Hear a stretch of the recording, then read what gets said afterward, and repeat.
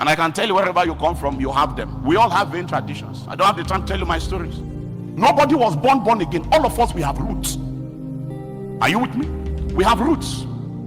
In fact, from where I come from, because I am still very close to the demonic customs and traditions of my people.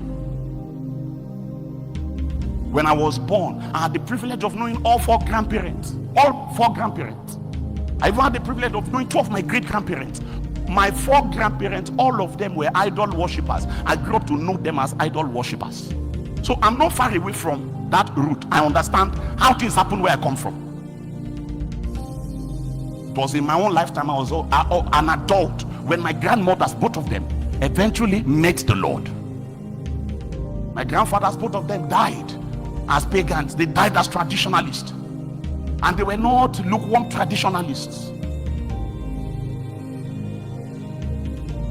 My paternal granddad was the priest of the idol of our clan until he died. It was after he died that they came to move that idol, the shrine. They moved it from our compound after the man died. I have seen demons kill people. The thing they call ancestral spirits, I've seen them kill people. In fact, they came for me when my own granddad died.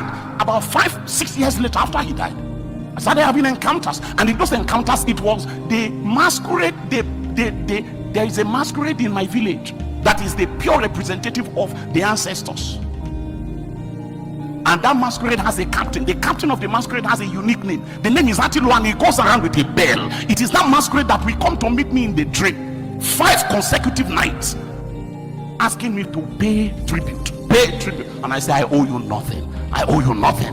It happened in the middle. I was taking a long fast. I was in Zamfara 7 then. Because of where I come from, I understood. I know the spiritual implication of what was going on. I ran home. I came home, and I came and told my dad, I said, warn your people. He said, what happened? I told him. He said, hey, they came to you again? Because I was not the only person they came to. And what was the matter? They said, we have not buried the man. That's my granddad. I said, we buried him 5 years ago. I was there. I saw when they put his body into the ground. I saw when they covered it. They say we have not buried the man, and that he's angry.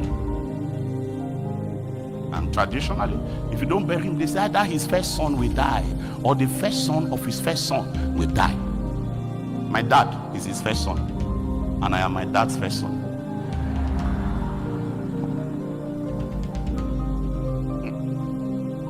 Because you know, when we say certain things, some of you say it's because you are privileged, it's because you don't understand. I have seen people consult the dead before me, not them. Say the volume of food offered to idols that I ate in this lifetime, you will not believe it even if I told you.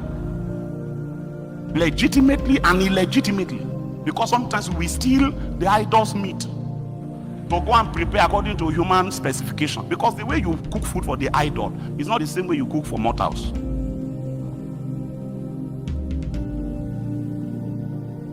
I've seen people consult the dead before me, and a voice will come out of the shrine.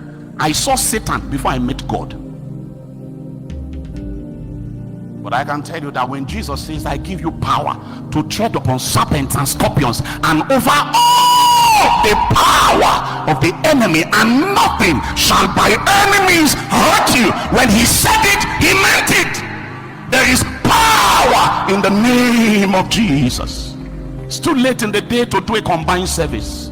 You can't put one leg in church and put the other leg at home. You can't put one leg in church and put the other leg in tradition. You say, you know, we cannot come there physically. They say, just monetize it, and then you send 35,000 naira home, so that you can keep coming to church and maintain your respectability in church. Meanwhile, you are marking attendance at the shrine in the village. Shame on you. Shame on you.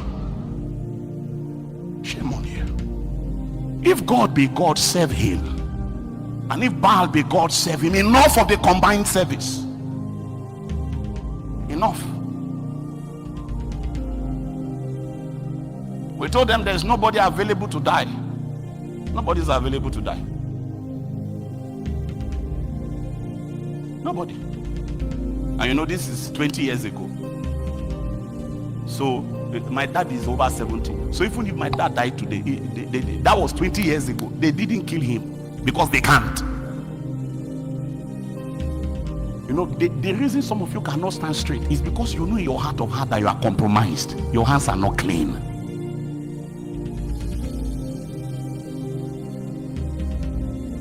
You want to manifest?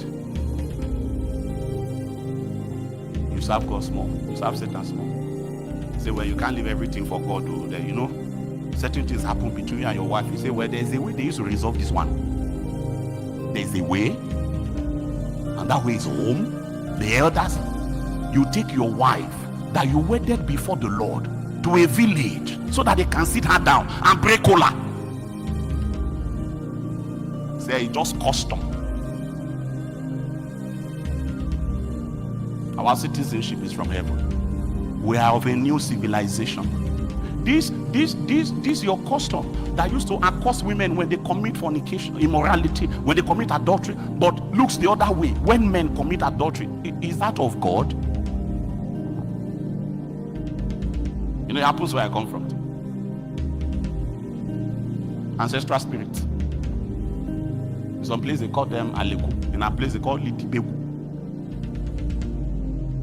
So if a woman commits adultery,